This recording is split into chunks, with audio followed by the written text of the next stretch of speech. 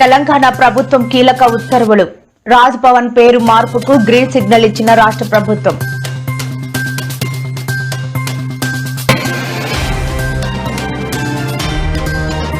వీధి కుక్కల దాడిలో గాయపడిన బాలుడు. స్పందించిన సీఎం రేవంత్ రెడ్డి తక్షణమే సాయం అందించాలని ఆదేశాలు జారీ.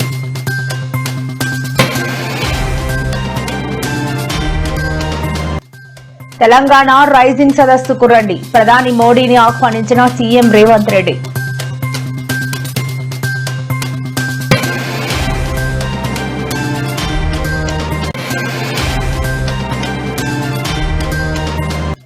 నేడు నల్లజర్లలో రైతుల ముఖాముఖి కార్యక్రమంలో పాల్గొన్న ఏపీ సీఎం గతంలో వ్యవసాయం చేశారు, ఇప్పుడు రాజకీయం చేస్తున్నాను అంటూ స్పష్టం.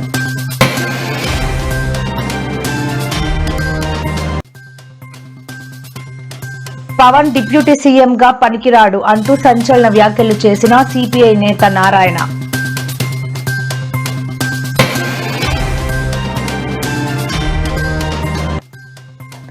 గంటకు 3 కిలోమీటర్ల వేగంతో కదులుతున్న వాయుగుండం పలు జిల్లాలకు అతి భారీ వర్షాలు పడే అవకాశం వెల్లడించిన వాతావరణ కేంద్రం.